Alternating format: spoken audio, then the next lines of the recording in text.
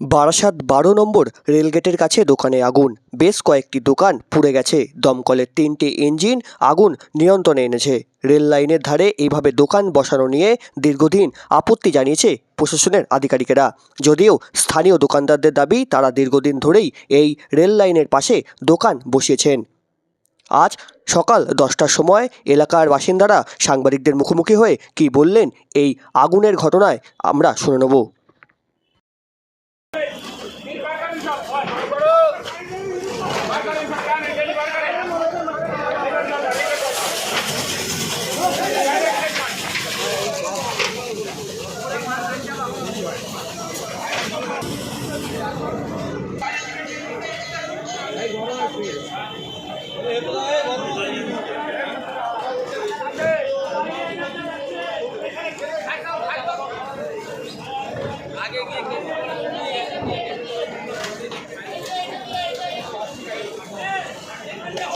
একটা পায়রা বাস নয়, ঠিক এখানে আগুন লেগেছে।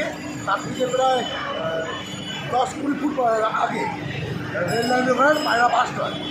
রেল লাইনের যে বাসটা হওয়ার পরে তারপরে কিছুক্ষণ বাদেই ওই 20 ফুট 25 ফুট বাদেই দোকানগুলো আছে, তার উপরে আগুন দেওয়া শুরু করে। এবং এখানকার সব স্থানীয় বাসিন্দা এবং আশেপাশের দোকানদার, ভ্যানওয়ালা, রিক্সাওয়ালা যারা ছিল, তারা অনেক চেষ্টা করেছে আগুন নেওয়ানোর জন্য। বাইরে আসতে ফায়ার ব্রিগেড এসছে, এখনও আগুন জ্বলছে। ঠিক আছে, আমাদের ঢাকার বাইরে অনেকে এটা মূলত যে দোকানগুলো আগুন হয়েছে, দোকানগুলো কিসের দোকান ছিল? রেডিমেডের দোকান ছিল, কম্বল, শীতবস্ত্র যে কম্বলের দোকান ছিল, গেঞ্জি, জামা প্যান্টের দোকান ছিল, একটা জুতোর দোকান ছিল। এটা কোন জায়গায়? এটা 12 নম্বর গেট, মানে রেল মুখ করা দোকান। এখন অব্দি আমরা দেখেছি মোটামুটি সকালে দোকান হচ্ছে, মানে খালি করা হয়েছে। তার আশেপাশে দোকানগুলো খালি করা হয়েছে। মানে 4টে দোকান তো পুলিশ সাথে।